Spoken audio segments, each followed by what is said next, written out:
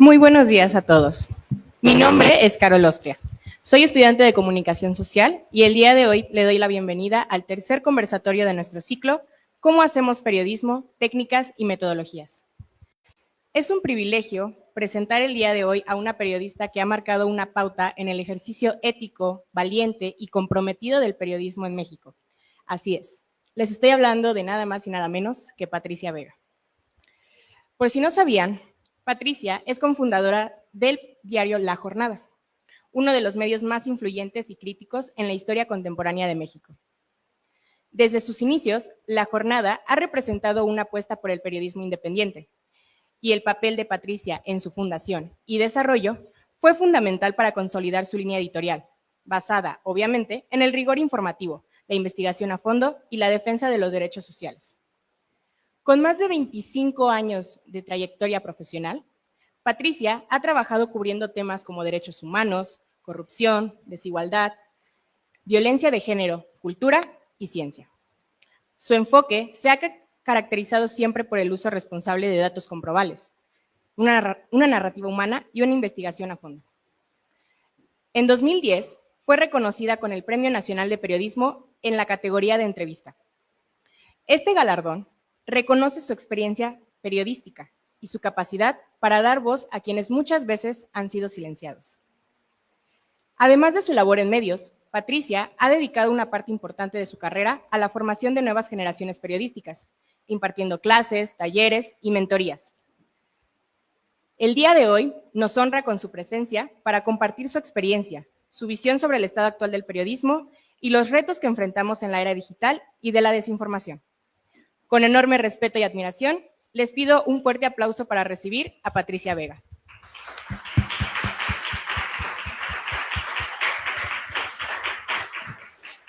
Muchas gracias por la presentación.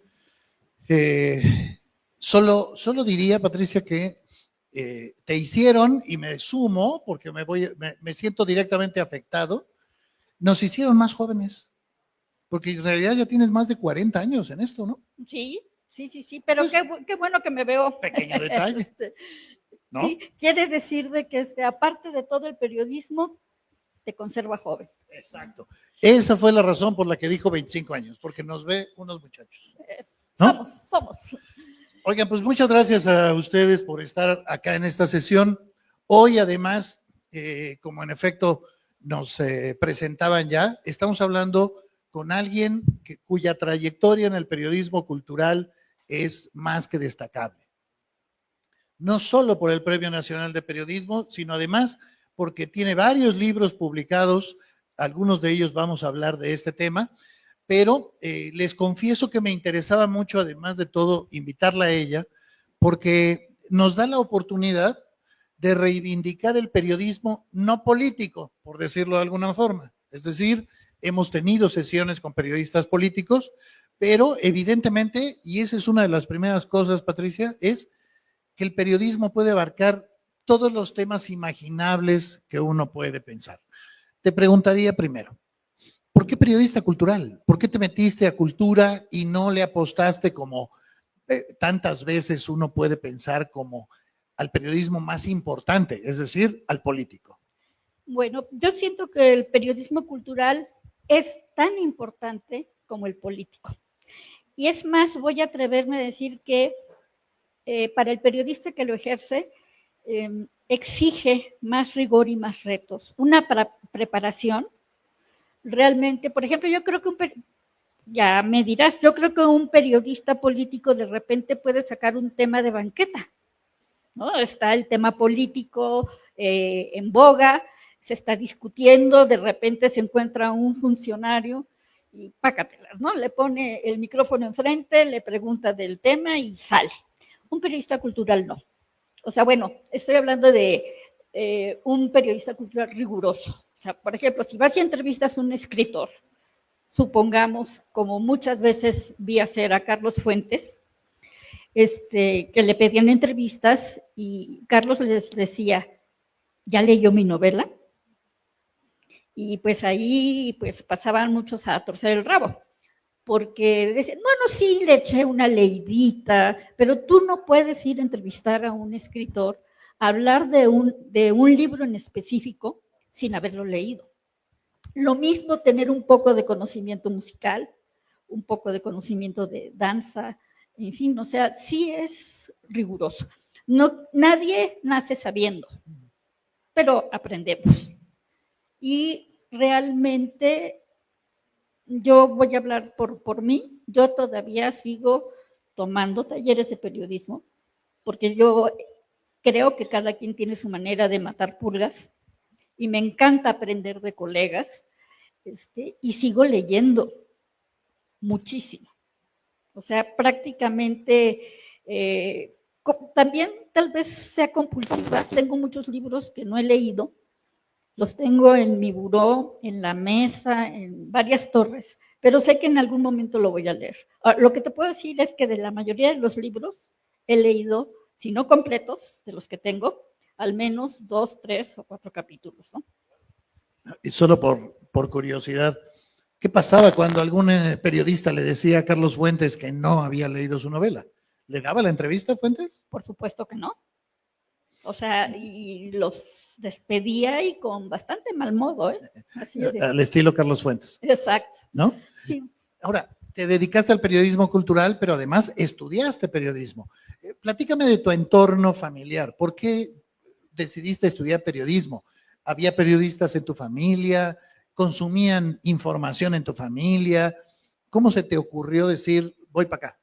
Fíjate que aparte, te voy a contestar por supuesto, pero siempre tuve un ligero desvío al inicio de mi carrera, que no hice periodismo cultural, pero siempre tuve como la certeza de que la cultura era lo que me importaba. Y desde ahorita me adelanto, yo considero que la cultura, digamos, es el lado B del periodismo, como decías, frente al lado A. Y tanto en los long plays, si se acuerdan, tanto en el lado A como en el lado B, había piezas maravillosas. O sea, entonces se complementan perfectamente. Y de una vez, para ubicarnos en la realidad que estamos viviendo, necesitamos alimentar el alma. O sea, yo admiro muchísimo y respeto a todos mis colegas que hacen periodismo fuerte de derechos humanos, de denuncia de narcotráfico, de todos estos crimen, o sea, todas estas cosas tan duras, pero los he visto cómo se les consume el alma, porque son seres humanos y cuando van con una buscadora a acompañarla, a decir dónde están sus familias, etcétera, etcétera, se les rompe el alma. Entonces yo desde acá agradezco que ellos pongan la cara de frente para hacer eso, y yo desde acá lo que trato de hacer es ofrecerles piezas que les alimente el alma. O sea, si veo una película que me encantó, soy una chismosa. Entonces, lo primero que quiero hacer es decir, oigan, no se pierdan esta película por esto y esto, y así, ¿no? Me pasa con la música, me pasa con la escritura, con la danza menos, aunque sí he incursionado porque no tengo tanta sensibilidad para la danza, no sé leer muy bien las coreografías y los movimientos dancísticos, pero pues me he aventado. Ahora, voy a tu pregunta. Soy un personaje raro en el sentido de que soy híbrida. O sea, yo nací en Tijuana. Entonces soy un personaje que está, digamos, mis primeros años tuve la influencia de la cultura fronteriza. Estuve muy en contacto con la cultura chicana desde entonces. Y luego tuve que venir a vivir a la Ciudad de México, pero lo importante de Tijuana es que crecí viendo la serie de Superman. O sea, casi en el momento en el que la estaban, digamos, pues filmando, ¿no? Si ya tengo 68, pues casi 68, pues por ahí va, ¿no? Y yo quería ser como Luisa Lane, ¿no? O sea, me encantaba el personaje de Luisa Lane, que siempre luchaba por encontrar la verdad y publicar lo correcto, ¿no? Entonces, después con el tiempo aprendí que la verdad como tal, pues no existe, ¿no? Que existen muchas verdades, muchos puntos de vista, Se ha hablado mucho de la objetividad periodística. Yo no creo en la objetividad periodística porque desde que eres un sujeto eliges un tema, desde que estudiaste o naciste en tal lado, todo eso va influyendo, digamos, en la agenda periodística que vas armando. Pero lo que sí defiendo es la imparcialidad. O sea, objetivo imposible, que somos sujetos. Pero tenemos la obligación de ser imparciales y dar la mayor rango de voces posible dentro de lo que estamos escribiendo, cubriendo, y sobre todo, pues eso, ¿no? O sea, yo me precio mucho de que a lo mejor me dicen, ay, esta es una cabrona, perdón por el francés. Podrán no estar de acuerdo con mis notas, pero desmentidos nunca he tenido, ¿no? Entonces eso sí, me precio. Y por eso siempre digo, ay, no tengo colita que me pisen, ¿no? Y eso me da la seguridad de acercarme a cualquier tipo de personaje, pues con amabilidad, con respeto, pero casi de tú a tú, ¿no? O sea, esta persona es muy buena en su trabajo, es excelente escritor, yo soy muy buena en mi trabajo. Entonces, de tú a tú, ay, porque me choca también eso de maestro Fuentes, maestro Vargas Llosa, maestra Poniatowska, ¿no? No, digo, sí, con respeto, por supuesto, pero somos iguales. Elena es buenísima en lo suyo y yo en lo mío, ¿no?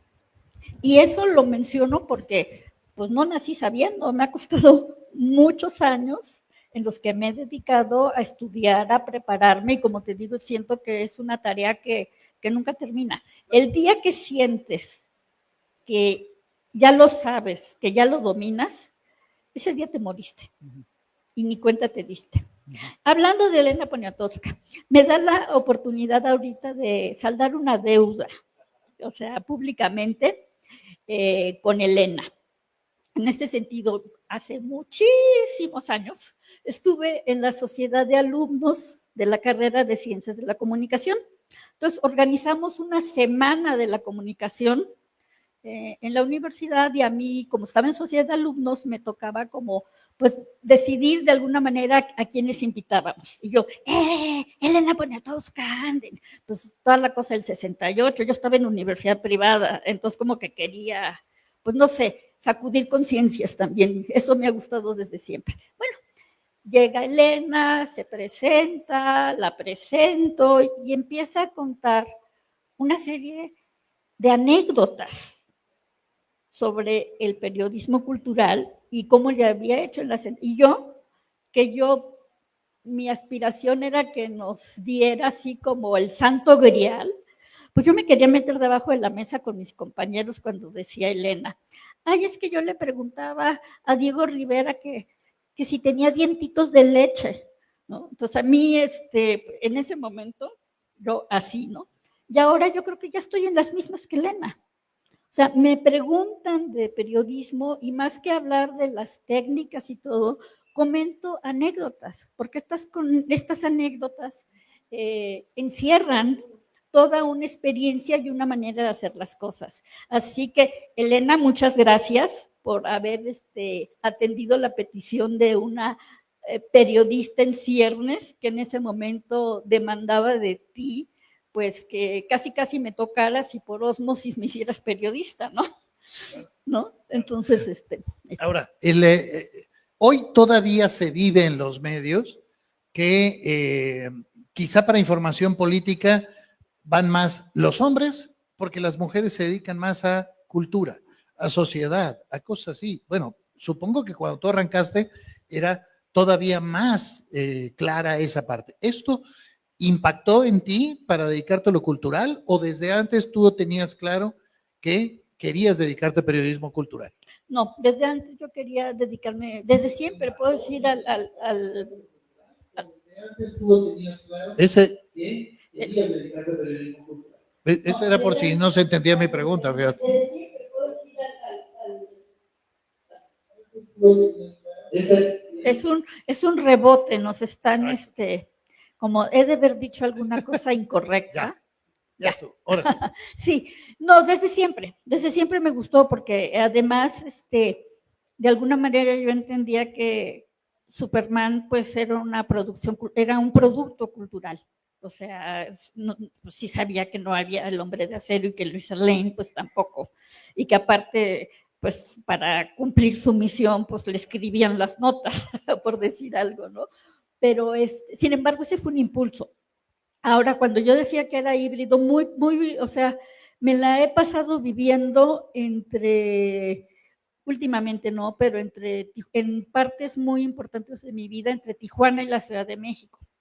Entonces, cuando yo llegué a vivir a la Ciudad de México, que estaba más o menos como, no sé, en cuarto de primaria, me tocó el 68 aquí, vivirlo, por eso sí tengo una impresión muy precisa y fuerte de lo que pasó y por eso siempre me ha interesado ese tema y siempre a mí me sorprendía que pues iba a Tijuana, por ejemplo, y ni idea que había habido un movimiento estudiantil, ¿no? Entonces eso me impresionaba mucho y siempre he tratado como de compartir la información y difundirla.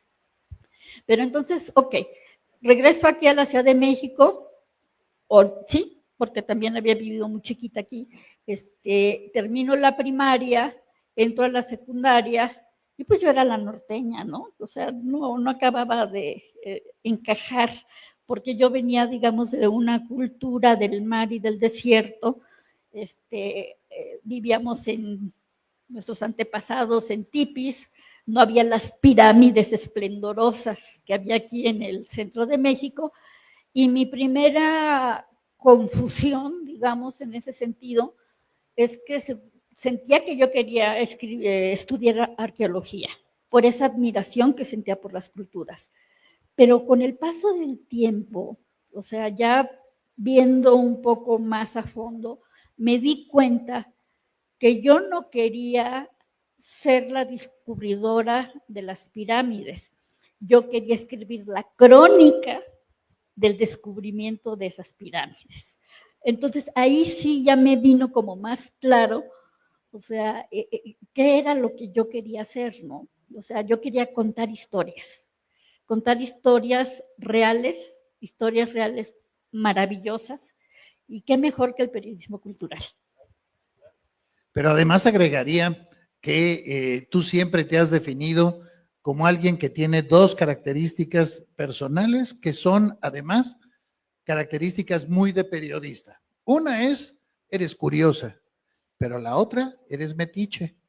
Curiosa, metiche y chismosa, porque si no, no se cumple la cadena. O sea, si me quedo con el chisme, pues no sé, no concluye el acto de comunicación, ¿no? Entonces, el asombro, la curiosidad y el asombro siento que son dos características que sí tengo y que las conservo y que me he preocupado en cultivar. Y que debe tener un periodista. Y que es a lo que voy, que son como la materia prima básica para convertirte en un buen periodista. Vamos a esa materia prima. Curiosidad. Asombro. Asombro. Conocimiento. Ajá. Digamos, no podemos saber de todos los temas, pero podemos prepararnos. Claro. Y me gusta mucho lo de asombro porque una de las cosas que hemos platicado en estas conversaciones es precisamente la importancia de que nos asombre las cosas. Es decir, que tengamos esta capacidad permanentemente de asombrarnos, en algunos casos indignarnos también o asombrarnos en su parte positiva, digamos, decías hace un rato, alimentarse el alma, pero el asombro es una herramienta clave, ¿no? Entonces, ser metiche, asombro, prepararse, sin duda, curiosidad. Curiosidad y diría una cosa, empatía. Empatía. Empatía creo que es una característica muy, sí, porque hay que ponerse en los zapatos del otro, siempre. O sea quien sea, estés cubriendo lo que estés cubriendo. O sea, porque desde ahí viene esta condición de poder decir, me identifico o no, pero eres un ser humano como yo, y quiero saber por qué hiciste lo que hiciste. Yo no lo hubiera hecho, por ejemplo, por decir algo, pero sí tengo mucha curiosidad de saber por qué hiciste lo que hiciste, qué te llevó a hacerlo. Vámonos al terreno de la cultura, otra vez. O sea, ¿por qué elegiste ser pintor? ¿Cómo ves la naturaleza? Eres un paisajista. Bueno, ¿qué ves en la naturaleza? ¿Qué te conmueve? ¿Qué te hace querer trasladar ese paisaje que estás viendo a un lienzo y reproducirlo fielmente o hacerlo de manera expresionista, por decirte algo, ¿no? Asombro y descubrimiento, por esto que menciono, ¿no? Es decir, cuando hablas con un pintor sobre eso, estás, insisto, con el asombro de descubrir cómo, pero también esta empatía de que puede ver el mundo de una manera muy diferente, un pintor, un escritor, un bailarín, que una persona común y corriente, que por supuesto un periodista. Esa es una de las maravillas, ¿no? del periodismo cultural, que te permite descubrir cómo ve el mundo, gente además con el talento de un escritor, de un músico y demás, ¿no? Exacto. Y hay una discusión muy vieja en el sentido de si leer o la literatura nos hace mejores o no. Yo creo que sí, aunque ha habido excepciones. O sea, por ejemplo, los nazis eran muy cultos. O sea, la música, leían, en fin, etcétera. Y ese argumento se usa mucho para decir, no es cierto que el arte te haga mejor persona, ¿no? Bueno, será la excepción. Será la excepción que confirmen la regla. Pero, por ejemplo, o sea, no necesitas tener gran cultura para que una música te llegue al corazón.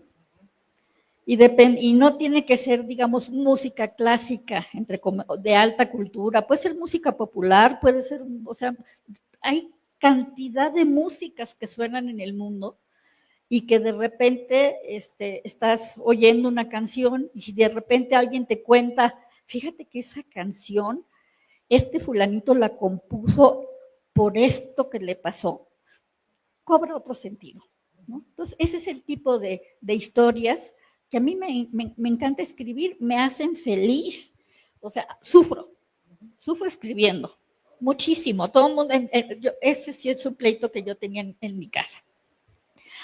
Para ti, ¿qué es tan fácil de escribir?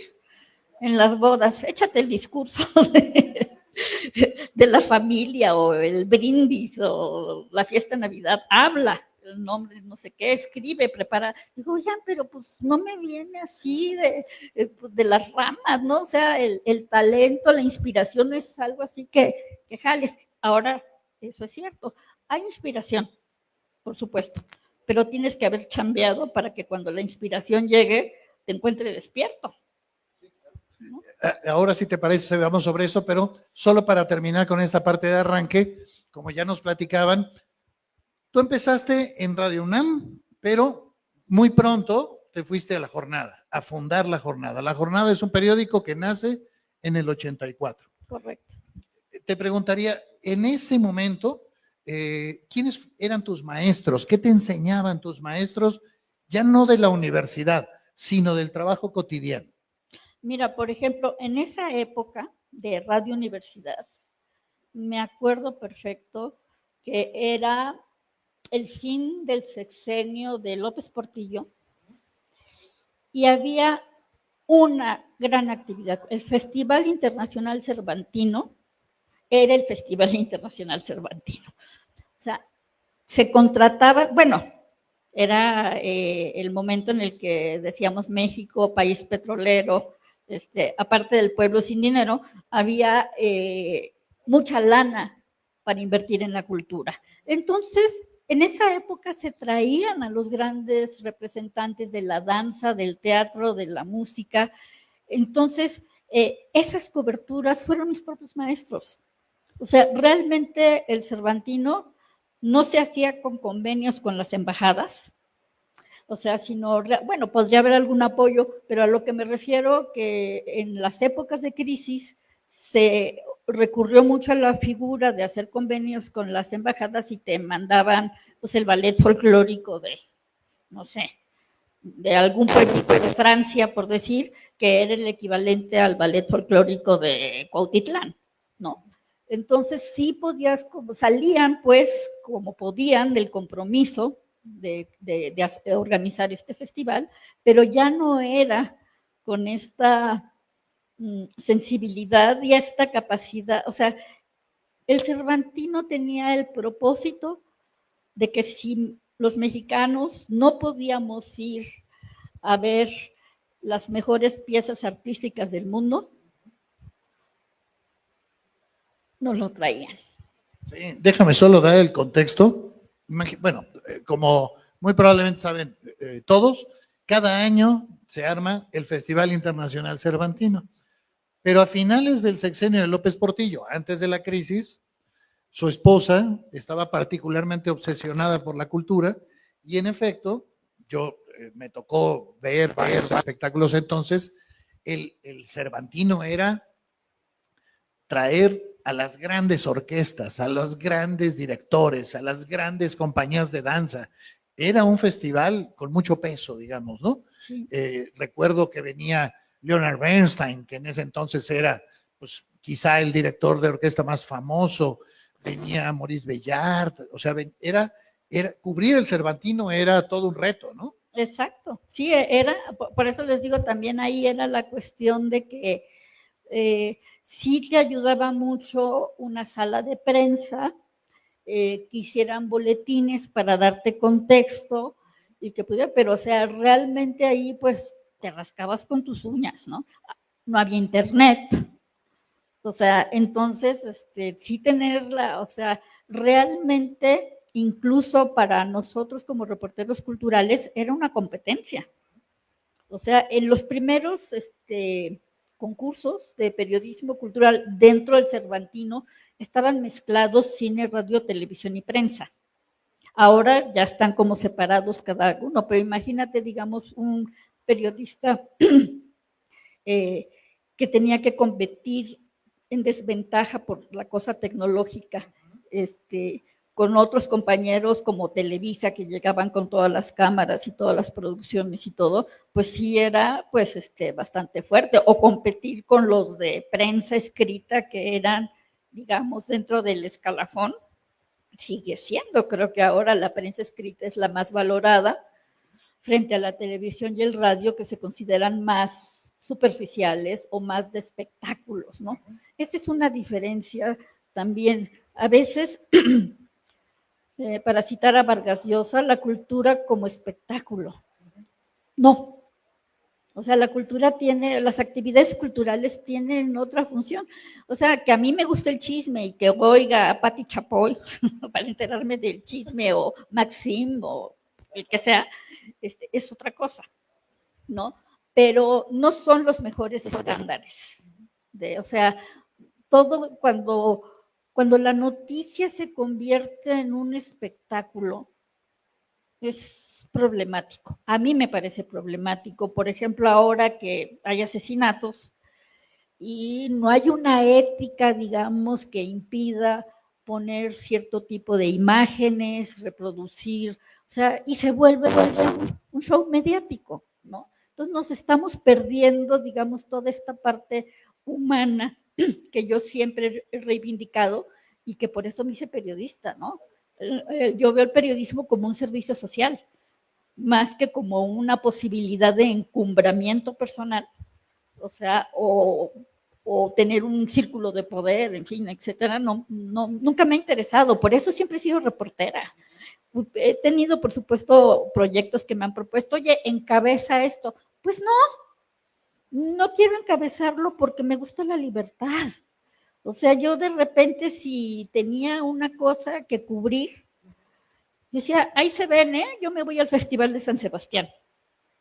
Un coordinador de sección no puede hacer eso. Tiene que mandar a sus reporteros. Entonces, a mí la felicidad de andar libre por todos lados, haciendo todo tipo de preguntas, viendo todo tipo de cosas.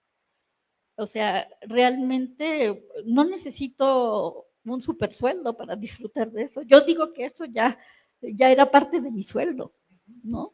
Y además creo que vale la pena mencionar el contexto de que la jornada era el medio con quizá la sección cultural más pesada de todas. Estamos hablando, si no recuerdo mal, el coordinador era Víctor Roura. Víctor Roura empezó ¿Ah? en 1+1, era el coordinador de cultura. Ajá. Entonces, cuando se funda la jornada, estuvo poco tiempo y después sucedió Braulio Peralta. Uh-huh. Y realmente hubo por lo menos los primeros 10 o 15 años de la jornada, fue la época de oro del periodismo cultural en la jornada. Sí, ¿no? Estaban, bueno, la memoria medio que me falla, pero estaba, fíjate, Adriana Malvido, que ahora está en el Universal y en proceso de vez en cuando, Angélica Belleira, el propio Pablo Espinosa, que sigue estando ahorita a cargo de la sección, él en música, Javier Aranda, que ahora estuvo hasta hace poco en Canal 22, estaba en literatura, Ana María González estaba en medios de comunicación. Por ejemplo, Ana María era de las más jóvenes del equipo, pero creció mucho. O sea, estando en el equipo de la jornada, estaba Arturo García también, y alguien más que Renato Rabel. O sea, era una época muy padre porque nos proponíamos la formación de nuestros propios recursos humanos. Entonces, la figura del auxiliar de redacción o del periodista era muy padre porque iba aprendiendo y podía aspirar a ocupar una plaza de reportero con el tiempo. Ahora eso es imposible. O sea, está separadísimo, realmente es como si fuera otra raza. O sea, esa cuestión antes de poder pues ascender aprendiendo quedó cortada, porque ahora dicen, pues, o sea, los reglamentos y los estatutos y cosas de estas, es muy raro que un auxiliar se convierta en un reportero. Y bueno, además, quizá la jornada es el primer periódico que destaca en sus portadas el periodismo cultural. Así es. Porque no era habitual, ¿no? No era habitual que la cultura llegara a las portadas de los medios. Quizá influyó, tú me dirás, que la jornada nace con el apoyo de un sector de la cultural muy importante. Hay una foto histórica en donde sale García Márquez viendo los números 0 de la jornada, o sea, bueno, obviamente Vicente Rojo, que fue el que diseñó el cabezal de la jornada, es decir, era un medio muy vinculado al arte en México, y eso quizá le daba un papel distinto a la cultura de lo que se le daban en otros medios, ¿no? Tenías, lo tuvimos la semana pasada, a Humberto Musacchio como subdirector, o sea, sí tenías un ambiente en tu redacción distinto. Sí, y además, de estas campañas, o sea, porque la jornada no nació así como con mucho dinero, nació con mucho apoyo de la sociedad civil y de los artistas. Tanto Rufino Tamayo como Francisco, el oaxaqueño, Toledo. Francisco Toledo, donaron un par de serigrafías que se hicieron tirajes importantes, y a la gente que compraba un paquete accionario importante, que creo que era de 5,000 pesos, le regalaban una de estas litografías. Entonces hubo un apoyo, y aparte muchos otros artistas donaron su obra para que se realizaran subastas, cuyos fondos iban a capitalizar la jornada, ¿no? Pero, por ejemplo, fíjate que es muy curioso, yo estuve en esa reunión histórica en el Hotel de la Ciudad de México, donde decía, viene este diario, y lo recordamos la semana pasada. Mira. Sí, solo para recordarles, es que esta jornada nace en una reunión en el Hotel de México, hoy World Trade Center. Yo me acuerdo bien porque además era 29 de febrero, porque, digamos, tenía esa característica la fecha, 29 de febrero del 84, la jornada, todavía no nacía, convoca a la gente, a sus lectores, a que financien el arranque del periódico, ¿no? Y tienen como orador principal a Pablo González Casanova, que bueno, ya falleció, pero es quizá el sociólogo más importante de este país. Entonces se da en un nacimiento distinto, No estamos hablando, lo menciono porque la semana pasada Musacchio recordaba que la sección cultural era una página en el Universal, ¿no? Con muchas dificultades salía, digamos. 1+1, el antecedente de la jornada, tiene una primera sección cultural potente, pero quizá, insisto, la jornada es el más importante de todos, ¿no? Sí, sí. Y para concluir esta parte, retomo, que te digo, fui a yo estaba en Radio UNAM, y yo dije, tontamente, ahora digo, ay, qué bruta. Yo dije, con todos los que se salieron del 1+1 ya tienen suficiente para fundar la jornada, no va a haber espacio, ¿para qué me acerco, no? Entonces coincidimos, Sara Lovera y yo, Sara por parte de 1+1, porque, o no. Creo que venía del Sol. No, eso fue Sol, estuvo en 1+1. Déjame, sí. Perdóname que te interrumpa, pero solo es con el ánimo de ir dando contexto. Sara Lovera,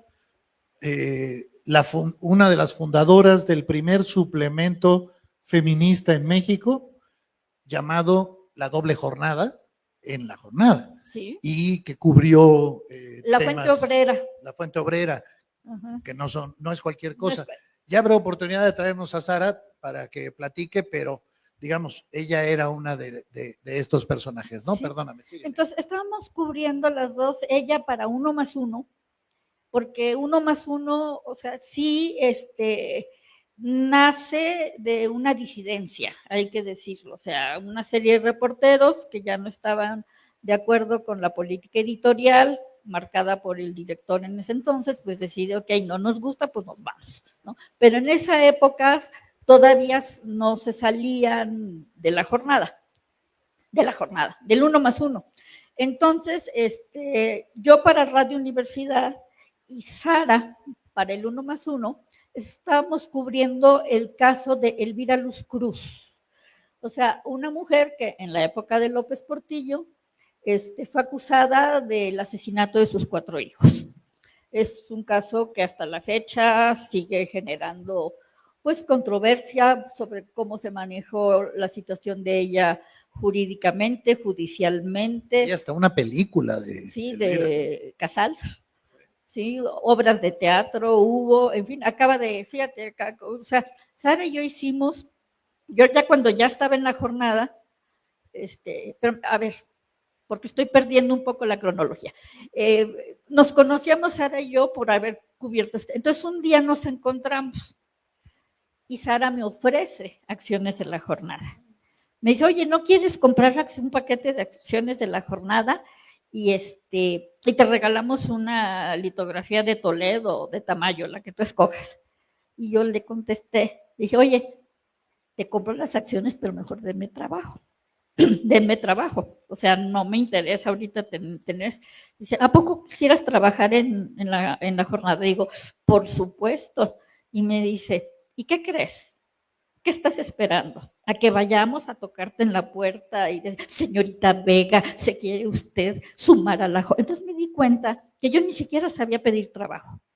Ni se me había ocurrido que tenía que tocar la puerta en la jornada y decir, oigan, qué chido proyecto, pues me quiero sumar, ¿qué onda?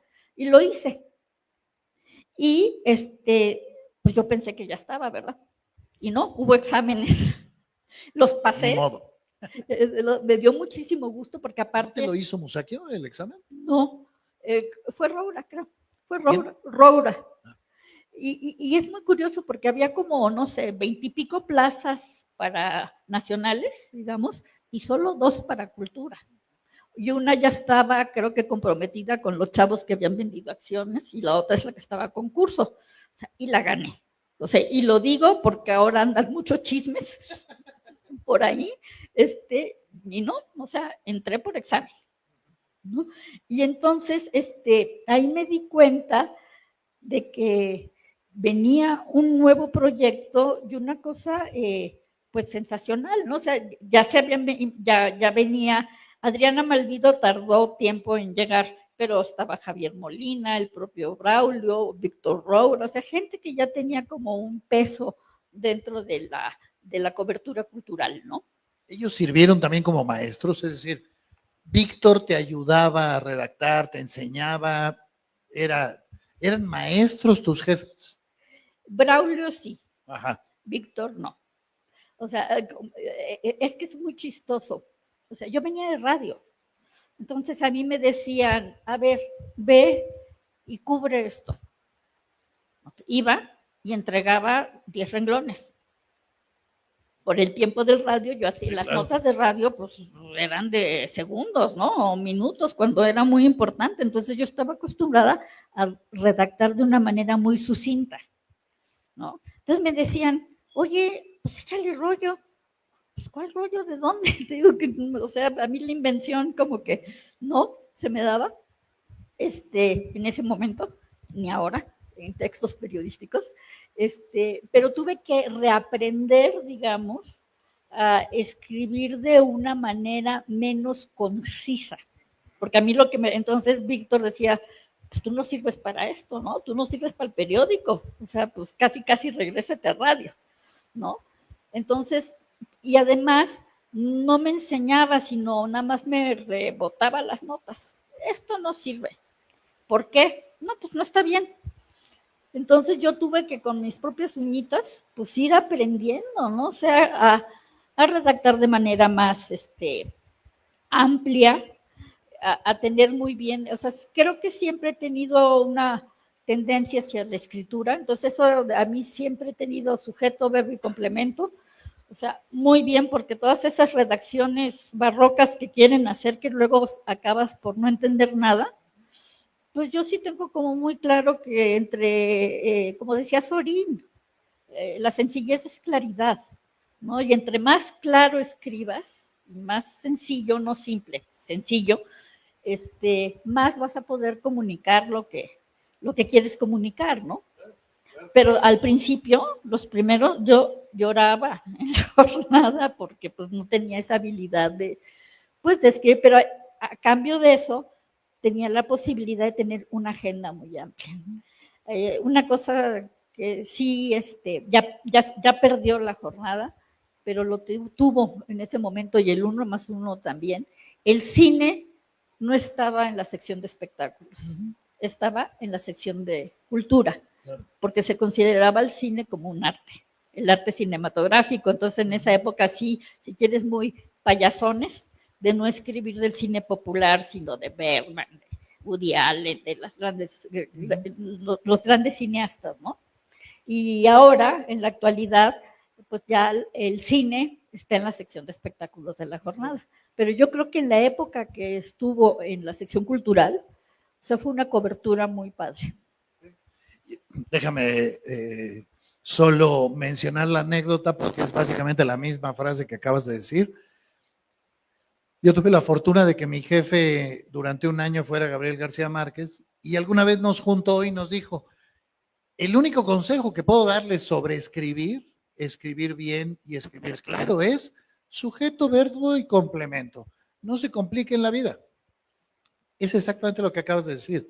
La sencillez es clave, pues, en la escritura periodística, ¿no? Sí, y quiero aquí decir porque yo estoy a favor de lo que llaman el pensamiento complejo, o sea, que todo está interrelacionado y que no es tan, digamos, quiero utilizar específicamente la palabra sencillo, o sea, porque la simpleza y la sencillez no es lo mismo. O sea, lo simple tiende a banalizar, a hacer superficiales las cosas. Lo sencillo hace lo que es muy complicado, pues más comunicable, pero sigue siendo igual de complicado, ¿no? Entonces ahí sí me autollamo, porque no tengo el papel oficial, discípula de Edgar Morin, con toda esta teoría del pensamiento complejo, porque además él fue el que empezó a traer todo el terreno de la multidisciplina y la importancia de relacionar distintos saberes para tener un conocimiento más amplio. Y justo en cultura, no hemos mencionado, hemos hablado de las fuentes tradicionales, cine, danza, pero hay otras que no son tan tradicionales y que están en cultura, antropología, filosofía, ciencias sociales. Entonces aprendí muchísimo haciendo coberturas, ¿no? Yo crecí, digamos, a la par mi formación, digamos, como ser humano, también a la par de lo que iba creciendo mi trayectoria periodística. Y aprovechando esto, quizá el periodismo político es un poco más fácil de entenderse desde afuera sobre qué puedes cubrir y qué no. La coyuntura es súper importante, sabes de eventos específicos, una serie de cosas. Pero ¿cómo sabe uno en cultura? O sea, ¿cómo sabías tú dónde estaba la nota como periodista cultural? Es decir, no solo te guías por el último libro que se publicó y buscas a ese autor, tienes un trabajo diario y cómo le hace uno en cultura para saber qué voy a cubrir, dónde debo de cubrir, qué es lo que vale la pena cubrirse. Mira, aquí yo siempre he pensado que el periodismo es un trabajo colectivo, aunque siempre el individuo periodista es el que se lleva el crédito, digamos, o sea, el que firma la nota, pero hay todo un trabajo en equipo que viene desde la mesa de redacción, que te corrige las burradas, a veces te pone burradas que tú no escribiste, pero bueno, pasa. Y en ese trabajo en equipo, o sea, nos juntábamos entre los distintos sectores, teníamos una junta o varias juntas para tratar de encontrar cuáles eran los asuntos que se estaban discutiendo. Y aparte hay que decirlo, pues por eso son jefes de cultura. El jefe de la sección de cultura tenía la obligación de estar más enterado que los reporteros, porque además tenía acceso a otros lugares donde los reporteros no. O sea, los jefes de cultura pues andaban también pululando por todos lados, estaban en las juntas de redacción de todas las secciones del periódico y tenían, digamos, esa información. Porque aparte en una junta de redacción el director pues pasa línea, pasa un tip, el de deportes pasa otro, en fin, etcétera, ¿no? Entonces con todo esto, y aparte pues está el trabajo del reportero de conocer su sector. O sea, con el reporteo diario tú vas viendo, porque todo mi tiempo en la jornada, salvo los últimos poquitos años finales, fui reportera de a pie y de a diario, diarista. O sea, que te da una gran formación, porque quiere decir que si tú vas a una obra de teatro, no sé, hoy a las 8 de la noche, al día siguiente a las 12 del día ya tenías que estar redactando, si no es que ya tenía que estar terminada de redactar tu nota. Entonces eso te va dando un gran fogueo, ¿no? Y aparte nunca olvido, ¿no? O sea esto del sujeto, verbo y complemento tiene también su jiribilla también, porque vamos, uno quería también decir, ay, bueno, yo voy a escribir como Juan Villoro, le voy a poner aquí unos adornitos y cositas. Tenías, o sea, pues hay cierres, ¿no? Hay horarios, hay todo esto. Tenías a alguien atrás, mi jefe, que me decía, a ver, entrega ya, no vas a sacar el Pulitzer con esta nota. Así que pones punto final y ya, no puedes retrasar. Además, otra cosa que ahora la tecnología pues ya ha cambiado muchísimo, o sea, las secciones de cultura, deportes, eran secciones de adelanto. O sea, política tenía el chance de cerrar lo más noche posible, digamos a veces 9 de la noche, 10 de la noche era ya un milagro, ¿no? Que estaban metiendo las cosas, porque si no, no daba tiempo a la producción del periódico. Entonces, para ir desalojando la carga de la impresión del periódico, cultura y deportes se cerraban, digamos, a más tardar a las 5 de la tarde.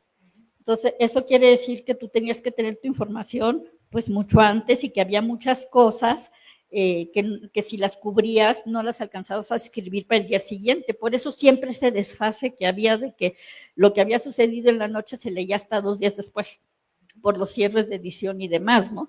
Pero ahora, pues ya el mundo tecnológico cambió y casi, casi con tu teléfono está pasando la cuestión y tú estás reporteando, ¿no? Entonces yo sí pregunto, ¿por qué hacíamos un periodismo tan bueno?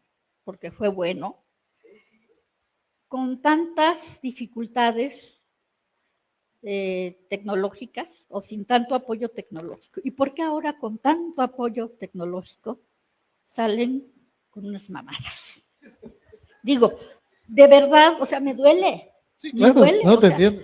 las herramientas son para facilitarte el trabajo, no para sustituir tu trabajo. Entonces yo digo, uta, ¿qué no hubiera hecho cuando tocó a los Cervantinos si hubiera tenido toda esta maravilla de elementos?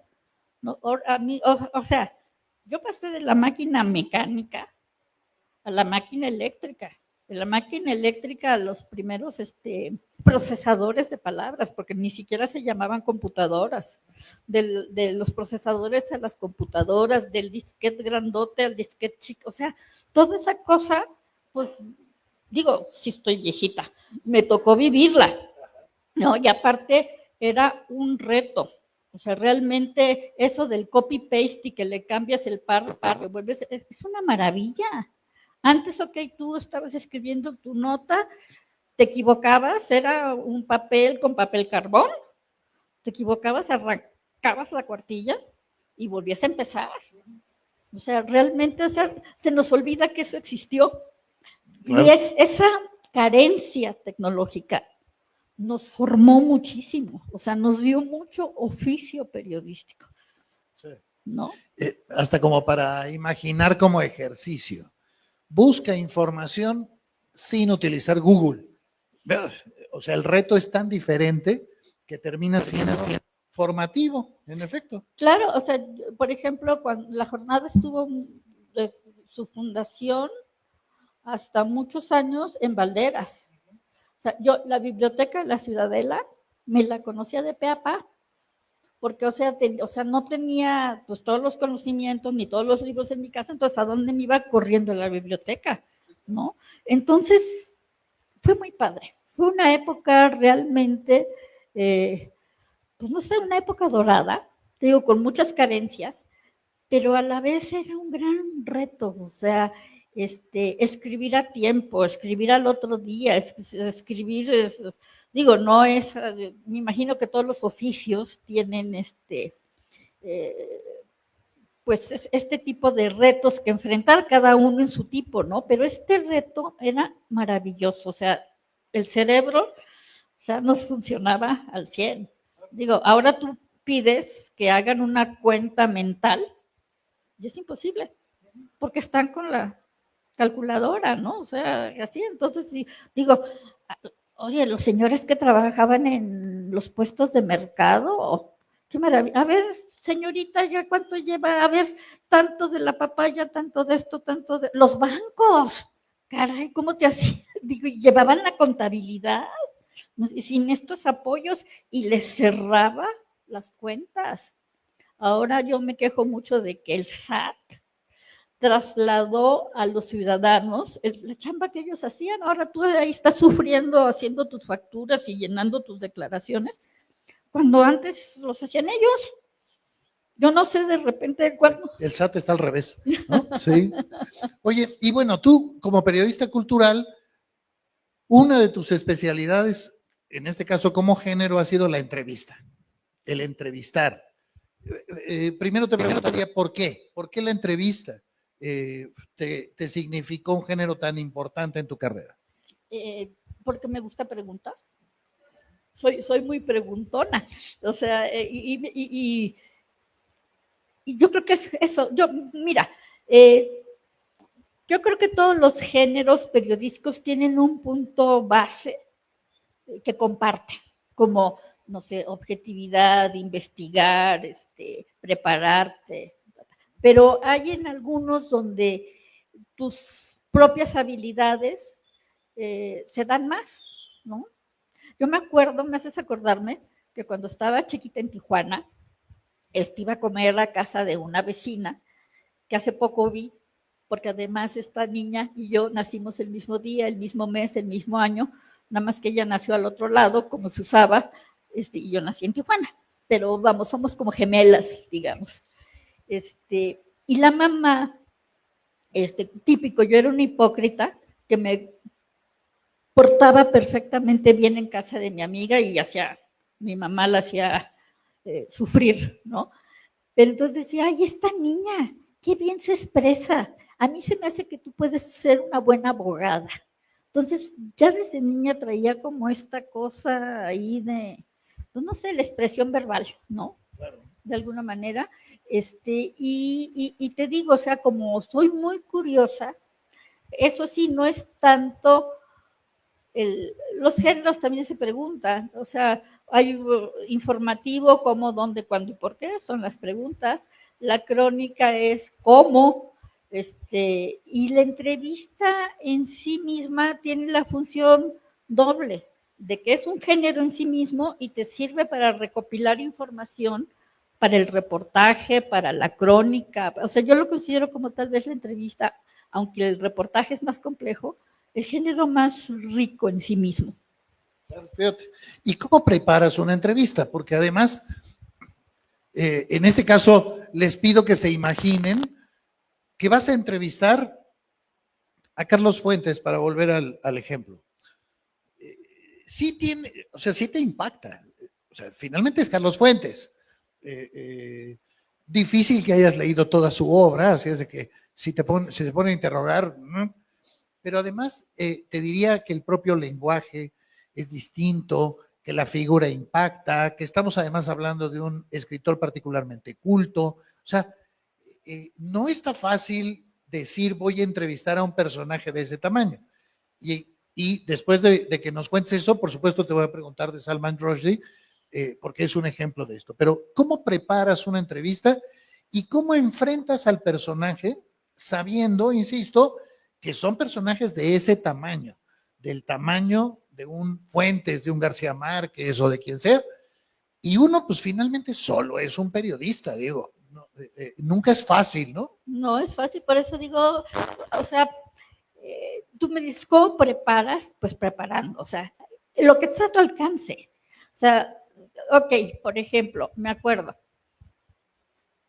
Saltiel a la Triste, el editor de Alfaguara, de repente dice, Carlos Fuentes presenta su nuevo libro, que es El Naranjo, en tal fecha, no sé qué, ¿quieres entrevistarlo? Por supuesto. Le dije, mándame el libro, ¿no? Entonces, obvio, siendo una figura tan importante, pues tú tienes idea un poco de quién es Carlos Fuentes. Y si no, pues a la enciclopedia. Y si no, pues buscas otras entrevistas que le hayan hecho, pero no llegas en frío, ¿no? O sea, si te falta algo, porque además son generosos, este tipo de personas, entre más grandes son más generosos contigo. Y si eres un reportero joven, o sea, si eres un flojo, pues ya te echaste la sal tú mismo, ¿no? Pero si el personaje ve todo tu esfuerzo, se conmueve y te ayuda. O sea, realmente. Entonces, ¿cómo? Bueno, primero, uno trato de quitarme la imagen de Carlos Fuentes arriba y yo, Patricia Vega, abajo, ¿no? Entonces, lo que me da seguridad es haber hecho mi tarea. Entonces, por cierto que hay entrevistas que he hecho sin hacer la tarea. Digo, no siempre he podido hacerlo, pero siempre que fue un personaje importante, le hablaba a sus amigos, por ejemplo, a sus colegas. Oye, ¿cómo es Carlos Fuentes considerado en el medio? La crítica, si eran amigos personal que es muy mamón, bebe, Que sí lo era, además. que además sí lo era, ¿qué hace? ¿No? Entonces, con todo, otros colegas, o sea, no soy de las personas, sí tenía la camiseta de la jornada, por supuesto, y mucha gente piensa que era muy mamona y soberbia. Pecados de juventud, los acepto, pero el medio cultural éramos una banda de reporteros locos que nos interesaba la cultura. Entonces eso nos hermanaba. Entonces, si entre la fuente había alguien que había entrevistado a Fuentes, oye, ¿cómo te fue? ¿Qué se le puede preguntar? ¿Qué preguntas los molesta? Entonces había esa solidaridad gremial, A pesar de no haber, yo creo que nunca hemos podido tener una unión de periodistas culturales que nos agrupe como gremio. Hubo unos intentos al final, ahorita no sé, desconozco, como ando libre por el campo como freelance, o sea, no, ni idea, pero de facto sí funcionábamos, digamos, como un sindicato de cultura, de reporteros de cultura, donde nos echábamos la mano, nos pasábamos teléfonos, nos pasábamos direcciones, cosas así. Ahora parece mentira, pero uno de los tesoros más grandes de un reportero en la actualidad es su agenda. Porque con esta cosa de la protección de datos personales, nadie te pasa un dato. O sea, antes en las oficinas de prensa, ese era su trabajo. Decías, oye, fíjate que yo en mi agenda voy a buscar estas entrevistas con estos personajes. Ah, mira, este es el teléfono de su casa, ese es el teléfono de la oficina, este es no sé qué. Ahora, nada. Es más, tratan de que tú no tengas contacto con los personajes. Entonces te dan los boletines y pues la gente floja pues se queda con los boletines, ¿no? Pues te digo, era una época, pues tal vez éramos como una mafiecilla de reporteros de cultura, te digo que, y esa cosa de que si tú eres de Reforma, tú del uno, eso estaba en los directores y los jefes de secciones, que ellos sí se fijaban en eso. Nosotros que andábamos de pie en la lucha, pisando el barro, tratando de sacar la información, nos echábamos la mano. Hay anécdotas que, hay personajes que fueron como figurones del periodismo cultural, como Manuel Blanco. Manuel Blanco escribió mucho y dirigió la página de cultura de El Nacional. El Nacional era el periódico del gobierno.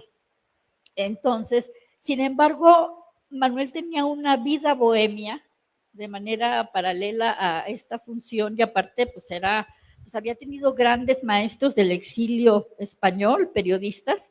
Entonces, con esta doble imagen, podía llevarse perfectamente entre todos los reporteros, a pesar de trabajar en el Nacional, el periódico del gobierno, en la época más dura, ¿no? En donde había un gran control de información y una cosa así. Entonces, era tan así la camaradería, te digo, era mucho me imagino que ahora también, ahora han de ser antros, antes eran cantinas. Entonces nos íbamos a las cantinas y convivíamos todo en el Cervantino, me acuerdo hay todavía una cantina que se llama El Incendio, que es muy famosa porque ahí todos los reporteros que cubren el Cervantino, ahí empiezan o acaban, ¿no? Ahí están.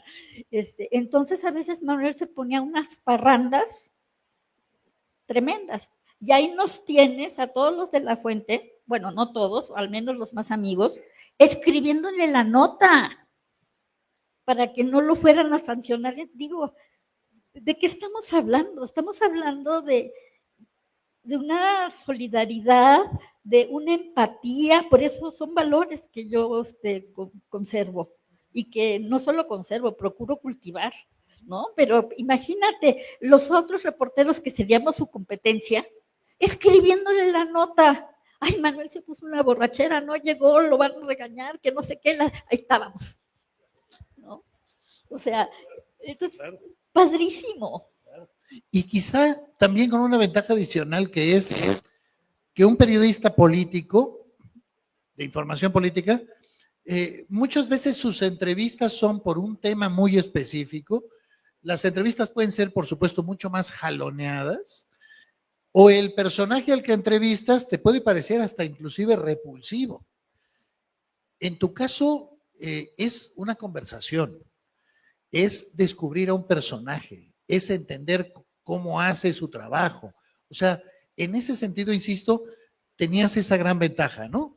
Hablabas con personajes que podían ser deslumbrantes y era básicamente una conversación, no esta lógica de cómo le hago para que se resbale el personaje, para que diga lo que yo quiero, para que, no sé, acepte la culpa y no sé qué, ¿no?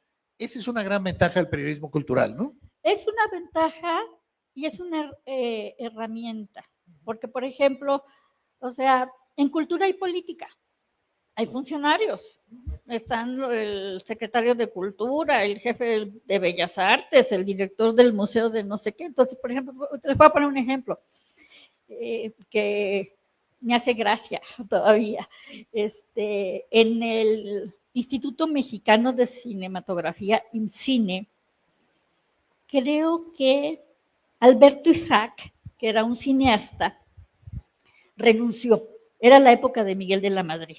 Los dos eran de Colima.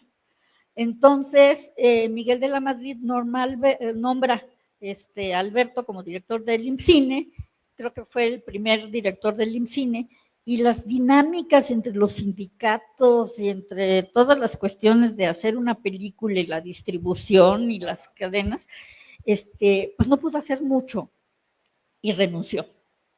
Entonces, en su lugar, nombran a un político priista, estamos en la época del PRI, sin ningún contexto en el cine, sin ningún conocimiento. Entonces, era un escándalo. Realmente me acuerdo, era Enrique Soto Izquierdo, de Chihuahua, que no sé si era diputado, senador, una cosa así, que lo ponen a cargo del IMCINE, ¿no? Entonces, yo en los días del nombramiento, los primeros días, me di cuenta pues de esa inconformidad que había tremendamente en el sector cinematográfico. Dice, es que es un insulto, ¿cómo nos ponen a un señor que no sabe nada de nada, ¿no?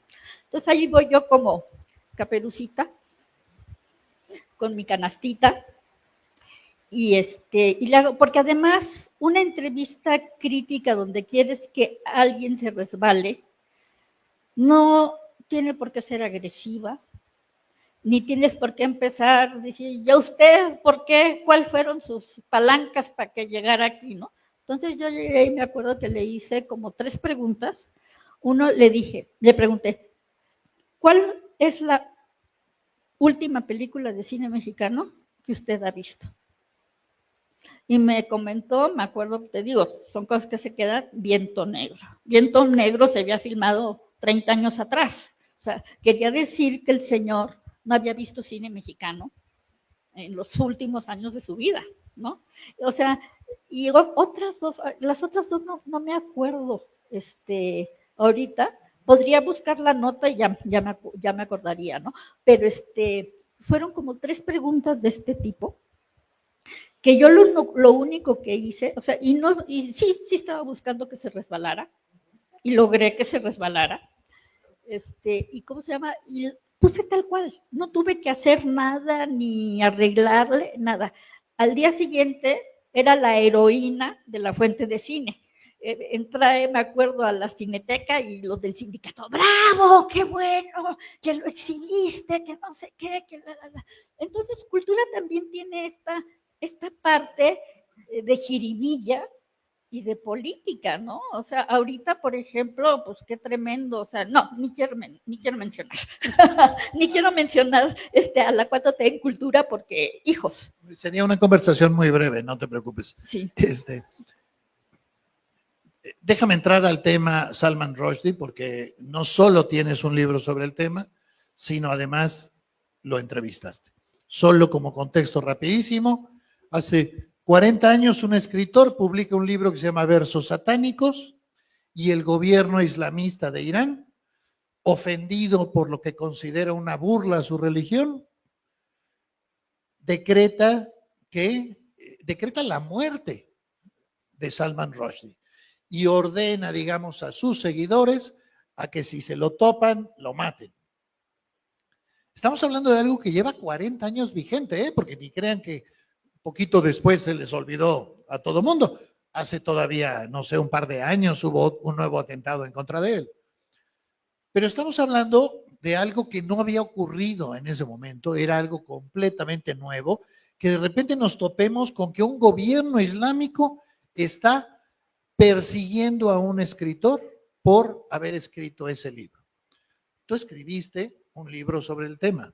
La Jornada fue un medio que cubrió el tema, pero además que lo entrevistaste a él. Cuéntanos, porfa, esta historia. Sí, mira, o sea, aquí como que te voy a tomar la palabra podría decirte, ay, no me da pena, ay, ya pasó tanto tiempo, ay, no sé, pero te tomo la palabra porque me permite ejemplificar varias de las cosas que hemos comentado.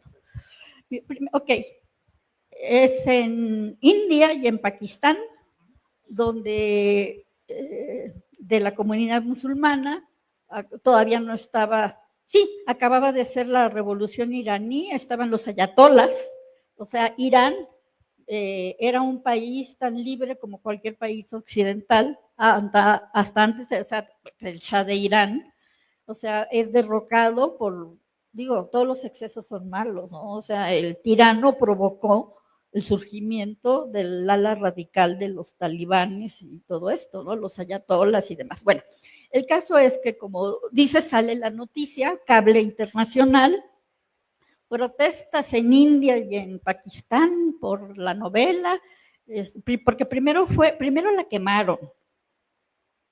Entonces, esto fue como el principio del escándalo, o sea, multitudes protestando por la publicación de la novela, multitudes en las que había muertos y heridos, multitudes en los que primero exigían la quema, hicieron la quema de la novela y luego la muerte.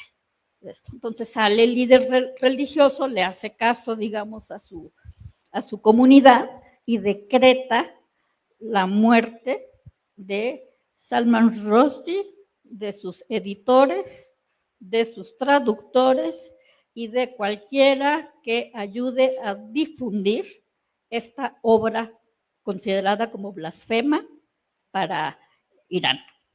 O sea, o el régimen iraní fue el que puso esta condena. Estamos hablando de un escritor ateo, o sea, que nació en India, pero se formó en Gran Bretaña, ¿no? Entonces, con valores más occidentales, o sea, a lo mejor es religioso, a lo mejor es observante de las costumbres musulmanas, no sé, pero el caso es de que tuvo, digamos, como esta separación. Aparte, bueno, leo la noticia y digo, no es cierto.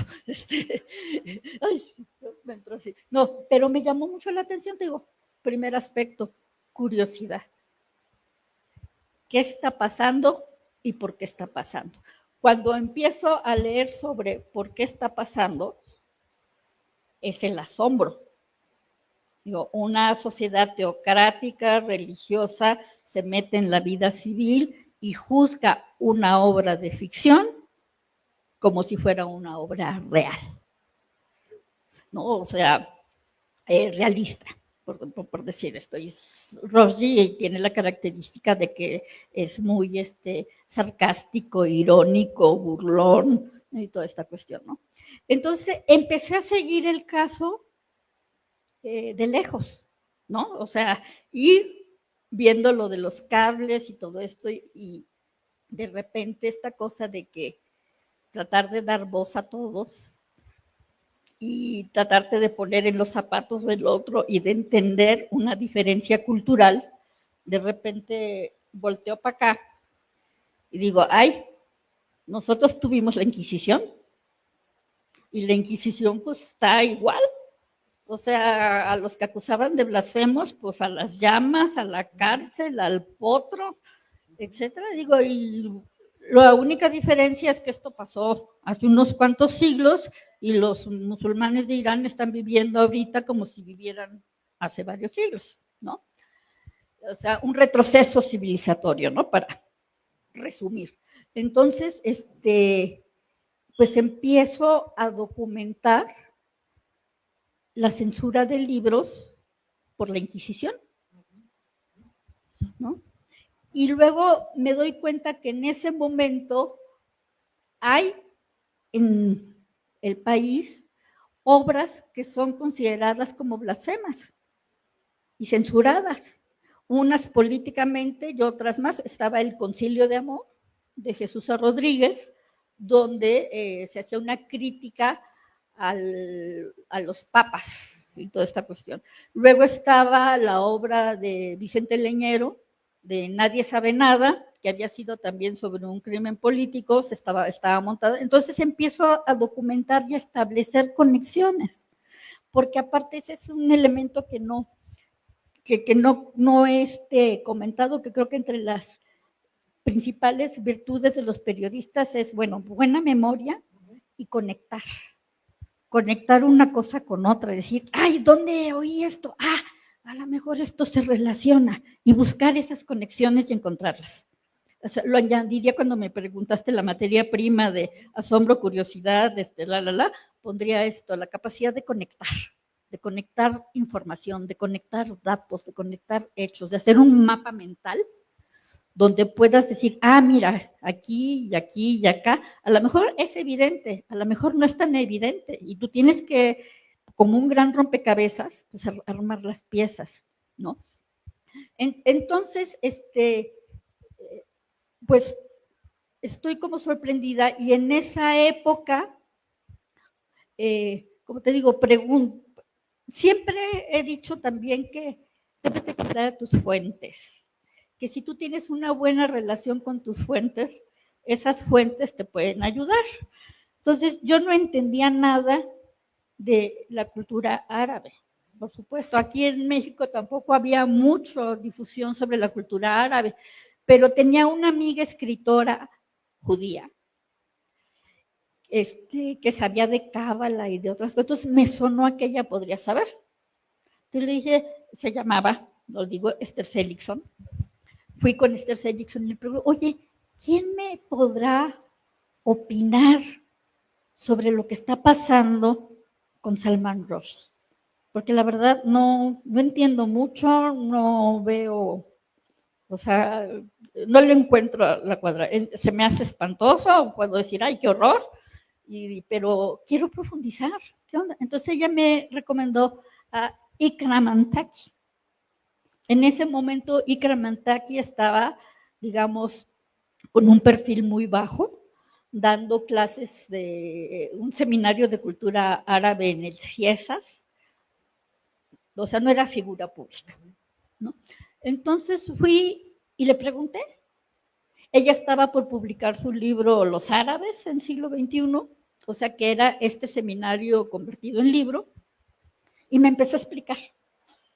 Ella es Ikram Antaki de Antioquía, y me empezó a explicar por qué los árabes funcionaban como tribus, en general, digamos.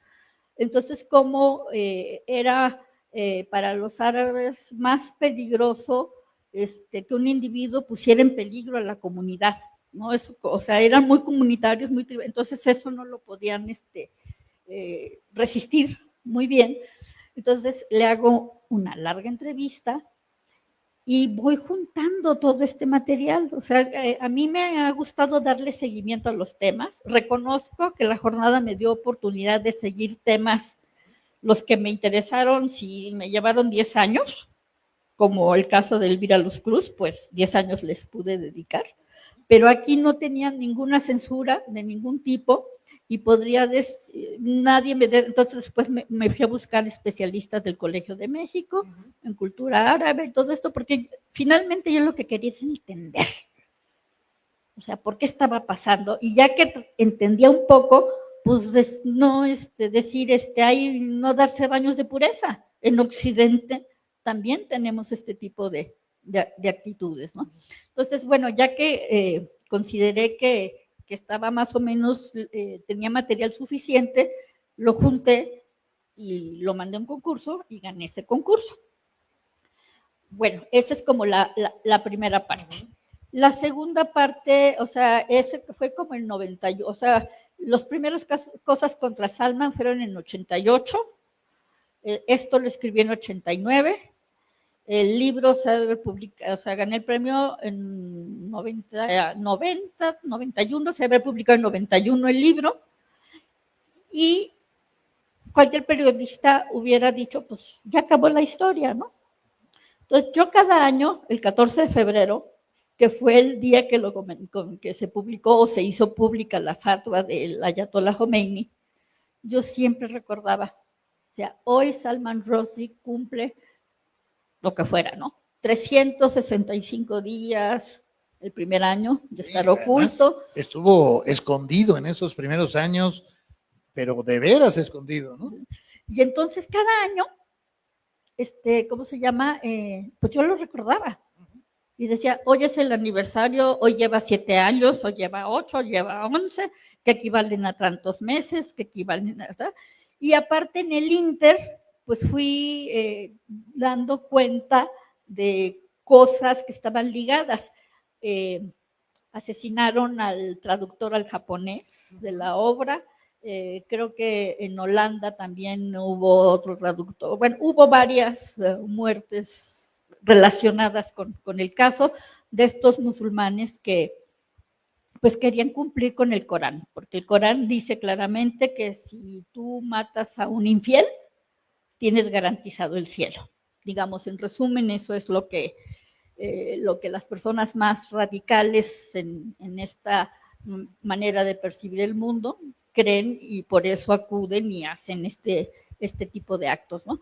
Entonces, en el Inter, Salman vive oculto. Todos estos primeros años es realmente vivir oculto, cambiaba muchas veces de casa, o sea, no podía estar con sus hijos, la mujer lo dejó, como todas estas cosas que a nivel humano, pues además, digo, Salman debe haber tenido sus cositas, ¿no? O sea, no sé, la primera mujer, porque ha tenido varias, porque pues lo han dejado, ¿no? Ha de ser graciosito también, ¿no?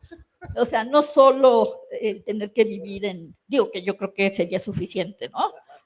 Tener que vivir así, la total clandestinidad y todo esto. Entonces, sigue pasando el tiempo, siguen habiendo noticias, o sea, de repente van y lo entrevistan en Alemania, el periodista va y se oculta, y siguen ahí, sigue publicando libros, sí, o sea, sigue como su vida dentro de la clandestinidad hasta donde puede. Y yo sigo con el tema, diciendo, no se olviden que este señor ha sido condenado, y lo que complicó mucho las cosas es que el ayatolá se murió, no me acuerdo en qué año, el ayatolá Khomeini, pero lo importante para esto es que él era el único que podía haber retirado la fatwa.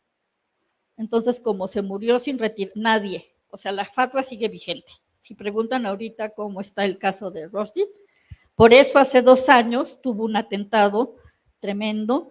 Que le costó un ojo, además. Ajá, ¿no? En Estados Unidos, cuando todo el mundo creyó, dijo, bueno, ya pasaron 30, 35, 40 años de esto, ya nadie se ha de acordar. No, pues sí, porque ese uno, o sea, que se radicalizó, dijo, yo me quiero ir, bueno, no sé qué dijo, porque pues, no quiero interpretar, pero podemos suponer que a pesar de que no le tocó, porque es bastante joven, no le tocó la bronca y todo, pero sí se debe haber identificado con que es el autor de una obra blasfema que merecía morir. Entonces dijo, pues yo lo voy a hacer, me quiero ir al cielo, ¿no? Ya habían bajado los controles de seguridad, Occidente ya se había olvidado de este rollo, las relaciones porque hubo ruptura de relaciones de Irán y otros países en el momento, ya se habían restablecido relaciones comerciales con varios países, en fin, como que dijeron esto, pues ya, ¿no? Y entonces, un poco, bueno, yo ya tenía como el libro publicado, todo esto, cuando fui a entrevistar a Fuentes, yo ya tenía el libro publicado. Y yo sabía que Fuentes era amigo de Rushdie, porque Fuentes había vivido en Inglaterra y tenía, entonces, qué atrevida. Cuando terminé la entrevista, le dije, oiga, señor Fuentes, fíjese que yo sé que usted es muy amigo de Salman Rushdie, para mí Salman, pues yo he estado ocupada del tema, me preocupa, no sé qué, tengo este librito, ¿se lo puede dar? Su próximo viaje a Inglaterra, por favor. Sí, ¿no? Hágame el favor. ¿No? Digo, no sé si lo cumplió o si eso funcionó, no sé qué, pero bueno, el caso es que cuando escribe El último suspiro del Moro, otra novela, ya empieza en Latinoamérica a hacer una campaña de presentaciones, primero va a Chile, pero en Chile igual se dan protestas, Entonces ahí se dan cuenta de que todavía la cosa está muy caliente y que no lo podían andar trayendo como Juan por su casa en todas partes, ¿no? Entonces, de camino a la feria de Guadalajara, porque ahí es donde presentó la novela, hizo una escala en México y nos avisó el editor. Y el editor nos dijo que si queríamos la entrevista. Y por supuesto, sí, pero pasó una cosa muy chistosa. O sea, el jefe de cultura dudó en ese momento si yo merecía o no hacer la entrevista. Entonces estuvo con la posibilidad de dársela a otra reportera de la sección cultural. Y pues bueno, dije, pues ni modo.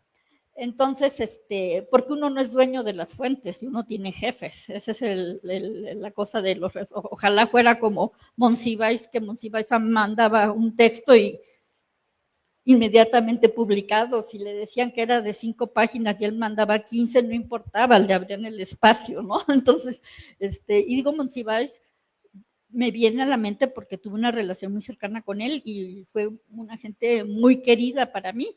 Y yo creo que él me quería también, ¿no? Pero bueno, volviendo al tema de Rosy, la negociación que se estableció es que yo compartiera la entrevista con otra reportera, no con la que él quería el jefe, pero con otra, la compartí, o sea, porque aparte pues somos muy amigas y no dejamos de ser amigas, se llama Raquel Peguero, porque además teníamos la presión de que si hacíamos la entrevista, no sé, hoy, al día siguiente tenía que estar publicada. Entonces era una entrevista en inglés, lo que implicaba traducción inmediata, entonces, bla, bla, bla. Pero lo que recuerdo de esa entrevista es toda la parafernalia que se armó en torno. O sea, nos habló el editor que se cambió el nombre, porque tenían que si las líneas intervenidas y no sé qué. Entonces nos dijo, el señor Chávez, que Chávez era Salman Rushdie, los puede recibir a tal hora, este día en el último piso del Club de Industriales, ¿no? El que está en Polanco. En ese momento el Club de Industriales estaba a medio construir. Los únicos pisos que estaban funcionando eran los de arriba. Entonces, si tú pasabas por ahí, jamás pensarías que ese edificio estaba en uso. Entonces era como una cosa así de espionaje y de servicio secreto y de todas estas, ¿no? Entonces, entre que se cambiaron el nombre, entre que nosotras llegamos buscando dónde están aquí los de Scotland Yard y dónde está aquí, o sea, y no los veíamos, pero de seguro estaban ahí. Y los que veíamos como electricistas y como arreglando los cables del teléfono y todo esto, pues era todo esta. Entonces, a mí me dicen, si no hubiera sido periodista, yo creo que detective, historiadora, porque son de esas cosas que tienen que ver con la investigación, ¿no? Entonces, igual, al día siguiente lo que hicimos, bueno, nos da la entrevista, una entrevista bastante larga, pudimos profundizar y preguntamos cosas todavía no se sabía mucho sobre su encierro, ¿no? Entonces le decimos, oiga, ¿cómo vive? Entonces dice que pues nos habló de sus listas de comida que se las daba a los vigilantes de Scotland Yard y pues que él se tenía que comer lo que le trajeran, ¿no? Porque, por ejemplo, pues no había como la posibilidad de pedir marcas, ¿no? Entonces decía, tomates, y le traían unos tomates muy pinches, ¿no? Entonces se los tenía pues que comer, ¿no? O sea, y así, ¿no? Entonces como que fuimos develando un poco qué era vivir el encierro, la petición de que no se le recordara nada más por ser autor de este libro tan polémico, que no había sido su intención ofender, o sea, y demás. Yo después se disculpó, no en esta entrevista, sino pidió perdón allá a los musulmanes, algunos aceptaron, otros pues no, ¿no? Pero lo impresionante de este hombre es que a pesar de tener todo en contra, siguió creando, siguió escribiendo. Cada entrevista que daba era una victoria, cada palabra que pronunciaba era una victoria, o sea, un acto de vida, ¿no? Claro, contra la censura, contra la intolerancia. Claro. Exactamente, entonces, bueno, nos dividimos Raquel y yo la entrevista, la mitad y la mitad tú de tal página, digo, creo que teníamos 2 cassettes, una cosa así, entonces tú este cassette y bien chinga. O sea, escribiendo y traduciendo al mismo tiempo, y al día siguiente, al menos, lo que pudimos hacer como estrategia fue dividirla en partes. Entonces, al dividirla en partes, teníamos que entregar solo la primera parte al día siguiente. Entonces, tuvimos día y medio para la segunda y como 2 días para la tercera. Entonces, más o menos quedó como una entrevista bastante decente y de las pocas que, pues me siento afortunada de haber entrevistado a este hombre, ¿no? Claro. Y hasta la fecha, te digo, seguimos como, pues pensando y reflexionando en este tipo de golpes a la libertad de expresión. La jornada tomó una posición muy clara. Cuando todos los escritores se manifestaron a favor, Paul Auster, en fin, Fuentes, en fin, la jornada fue publicando todos los días una carta a favor de Salman Rushdie. Y eso, pues es un desafío al Islam también. O sea, en cualquier momento hubiera podido llegar otro fiel musulmán y poner una bombita en la jornada. Sí, claro. Sí, y en todos los otros medios que fue. A mí un día me preguntó un amigo, oye, ¿y qué se siente desafiar al Islam? Y yo, ¿por qué me preguntas eso? Yo, pues tú has desafiado al Islam, está una fatwa contra todo. Digo, es que yo ni siquiera soy consciente de que ando desafiando al Islam. Yo hago mi trabajo en favor de la libertad. ¿Nunca tuviste miedo? Y dije, no. Sí, claro. Cuando de repente vi que había más actividad, hubo una epoquita aquí en la que hubo como cosas, había espectaculares sobre los musulmanes y no sé qué, y que daban, ya ves, en Chiapas hubo un movimiento muy fuerte de adoctrinamiento musulmanito. Yo veía y dije, no me vayan aquí a dar cuas. No me sumen al problema, pues. Sí, no, Sí, no claro. me van a dar cuas. Pero a veces digo, pues eso fue como una completa ignorancia, porque yo no era consciente del riesgo en que me estaba poniendo. Claro. O sea, algunos decían, ay, le estás echando crema a tus tacos. Ay, ¿cuál riesgo? O sea, aquí en México, a 50,000 kilómetros de todo esto. Pero cuando hubo el atentado con Rushdie aquí en Estados Unidos, se dieron cuenta de la dimensión de esto y de que sí me puse en riesgo y de que fui, pues, no sé, ingenua o lo que tú quieras, pero yo estaba convencida de la defensa de la libertad de expresión. Sí, claro. Y esa era la causa. Y esa era la causa. Déjame ir cerrando con algunas preguntas que me están pasando de los compañeros que están por acá y vincular esto que estás contando de Salman Rushdie con esto, que es, quienes hacemos entrevistas siempre enfrentamos la presión de, después de este personaje, ¿quién sigue? ¿Cómo mediar este desarrollo creativo de la entrevista con las exclusivas? Es decir, después de entrevistar a Salman Rushdie, hijo, sí se pregunta uno, ¿y quién sigue, no? ¿Cómo le haces en ese sentido? Fíjate que estoy convencida de que en términos de creación y de humanidad y de sensibilidad somos iguales. O sea, que una buena entrevista a veces sí radica en el personaje que entrevistas, pero una buena entrevista también radica en la historia que cuentas y puede ser el barrendero, que tenga una historia muy interesante que contar, que tú te enteres o que a ti te parezca, porque al primero que le tiene que interesar es al reportero. Imagínate si no te apasionas con lo que estás escribiendo, si estás, ay, qué hueva, ya quiero poner punto final. Nadie va a leer tu entrevista. En cambio, si le pones esa pasión y esa convicción de que el material que tienes vale, eso se transmite. O sea, no te puedo decir cómo, pero está esa vibra. Yo creo en las vibrillas por ahí, ¿no? Pero te digo, o sea, si tú mismo te aburres al leerte, pues ya estamos mal. Entonces te tiene como que al primero que tienes que convencer es a ti. Y te digo, yo creo que hay historias maravillosas que no son de Salman Rushdie, ni de Carlos Fuentes, ni de, es de la banda de Playa Capa, por decirte algo, ¿no? O sea, y que hay una... O sea, lo importante es que sepas ver, porque a veces tenemos todo nuestro y no vemos, justo por toda esta cuestión que vivimos de sobreinformación o de que perdimos el asombro y la curiosidad, ya no detectamos las maravillas de las que estamos rodeados. Es decir, más que el personaje, lo que importa es la historia que vas a contar, el que te sorprenda, sí, el que te asombre y el que puedas compartirle al lector esa sorpresa y ese asombro. ¿Es eso? A veces, no siempre, porque te puedo decir de que pues mi entrevista con Fuentes después se hizo una antología de entrevistas con Fuentes y Fuentes, insisto, que era sangrón.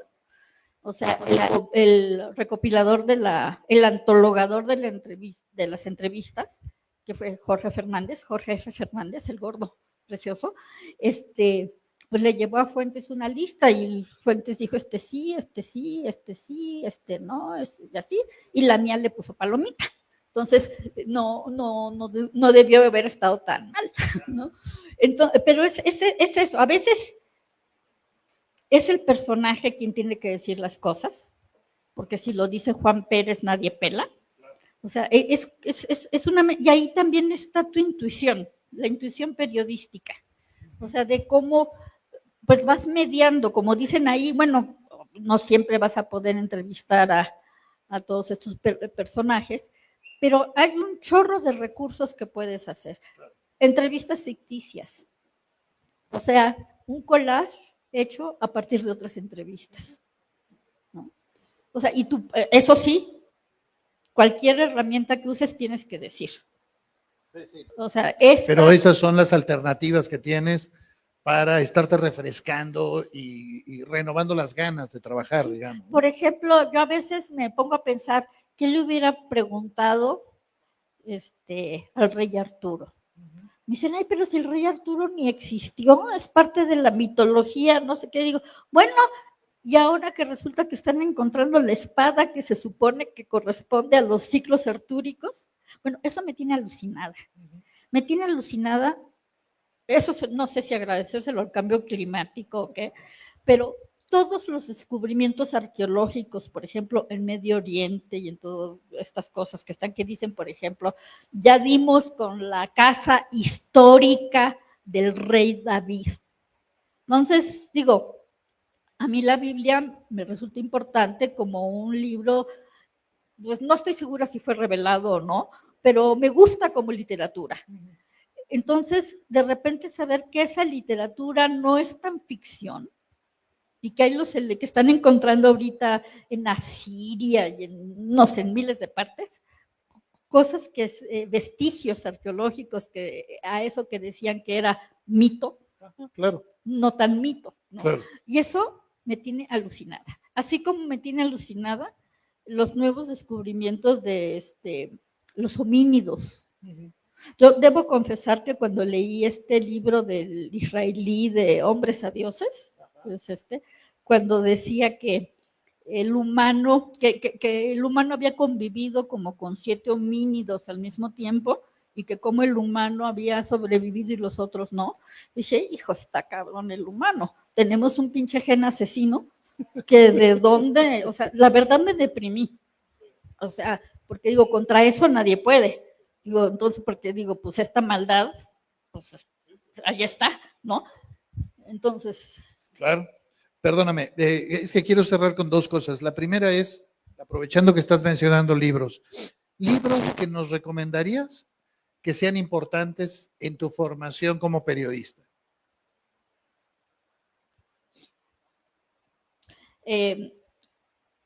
Yo admiro mucho a Leila Guerriero.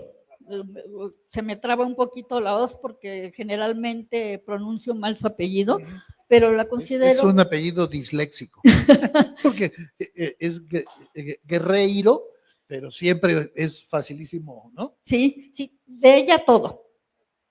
O sea, todo. Truman Capote. o sea, en el contexto ético, lo que significó A Sangre Fría, no solo leer A Sangre Fría, sino todo lo que estuvo alrededor de Sangre Fría, para poder tener como una idea de ese libro que le dio la fama, fue su tumba también al mismo tiempo, por una cuestión ética. Son de los que me vienen, Martín Caparrós, o sea, son los nuevos cronistas latinoamericanos. Me sorprende que estás citando en efecto gente muy nueva, digamos, ¿no? Uh-huh. No me refiero joven, digo, Martín debe tener nuestra edad más o menos, pero nueva en el sentido de que son los libros últimos que han hecho los que estás recomendando. Joan Didion, o sea, digo, es muy famoso El Año del Pensamiento Mágico, que habla de la muerte del esposo y todo el tiempo que tardó, por eso fue el año, que tardó en aceptar la muerte del esposo, pero aparte ella es una excelente cronista que escribió crónica en los años 60 y pico, o sea, crónicas americanas, crónicas de California, crónicas de los hippies, o sea, maravillosa.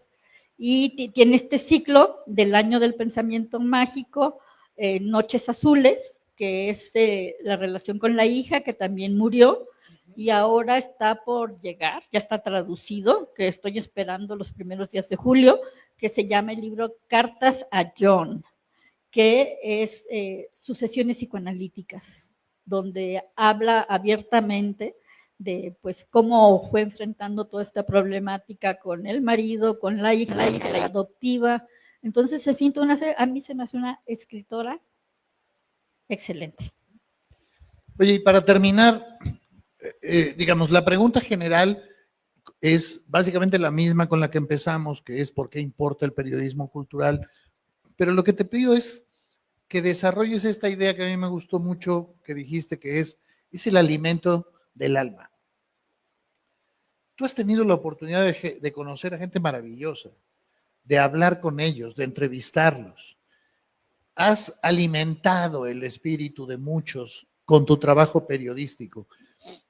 Creo que ese es el valor central, pues, del trabajo, el tuyo en particular, el del periodismo cultural en general, a diferencia de otros periodismos, pero ¿coincidirías con eso, con que es, insisto, usando tu misma frase, es el alimento del alma? Por supuesto. ¿Qué tanto lo necesitamos? ¿Por qué importa?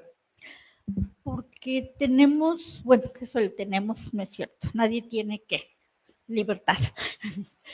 Es nuestra obligación aprender a ser felices.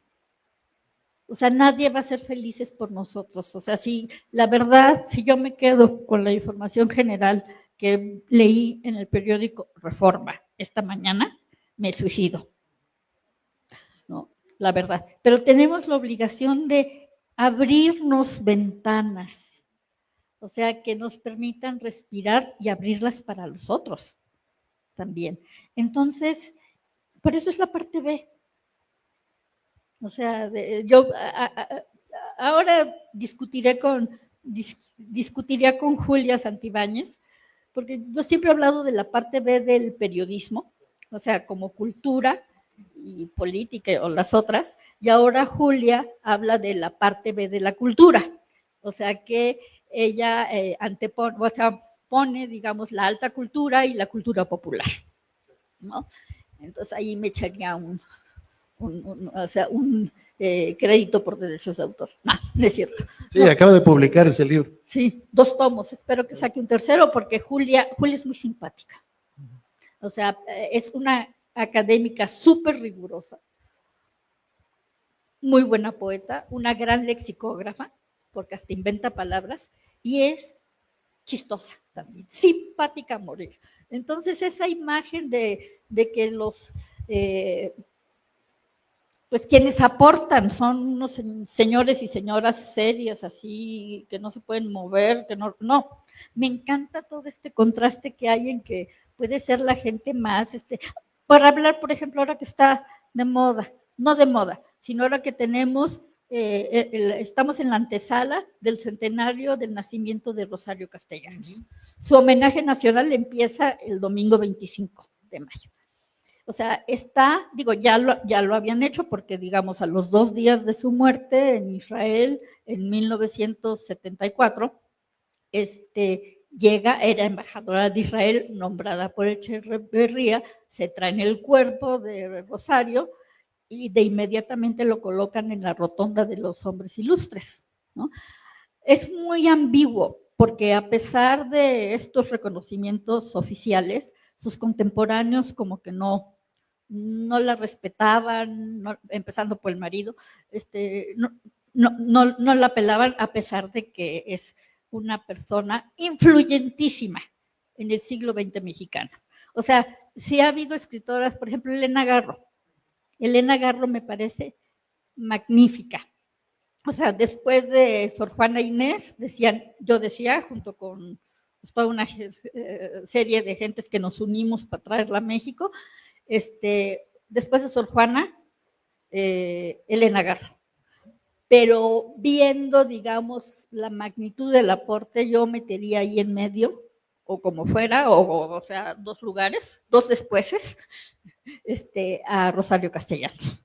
Porque aparte no fue solo, digamos, como escritora, fue como maestra, fue como funcionaria de la UNAM, fue como catedrática, fue como diplomática. O sea, realmente hasta ahora estamos comprendiendo la dimensión de las aportaciones de Rosario Castellanos. Entonces, por ejemplo, escribir de eso y convencer de eso a quien lo lea, me parece maravilloso. Soy feliz. Ese es el servicio del periodismo y específicamente del periodismo cultural, ¿no? Sí.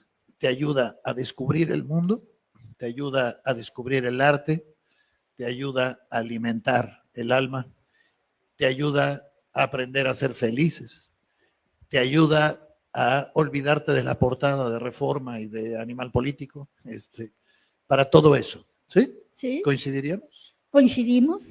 Muchas gracias, Patricia. No, pues gracias. Te agradezco tu tiempo. A ti por la invitación, gracias a los muchachos que se aguantaron. Apenas que pusimos punto final ya se están parando, confieso. Y agradezco a las personas que se conectaron Al contrario. por las redes, ¿no? De veras te lo agradezco, muchísimas gracias. Patricia es autora de varios libros, no es fácil conseguirlos, tiene una historia del periodismo que se llama Periodismo en una nuez. Yo lo acabo de conseguir en Mercado Libre, por cierto. Tiene otro que se llama Gritos y Sombrerazos. Hubo una colección de Conaculta de periodismo cultural muy importante en donde está de A Gritos y Sombrerazos, y ahí platicábamos 20 más o una cantidad así. No es fácil, pero la invitación siempre a que leamos tus libros y por supuesto tu trabajo cotidiano. Muchísimas gracias, Patricia. Gracias y hasta luego. Gracias.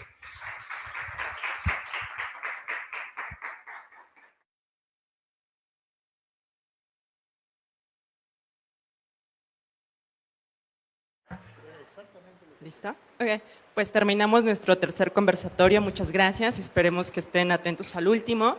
Y si no, bueno.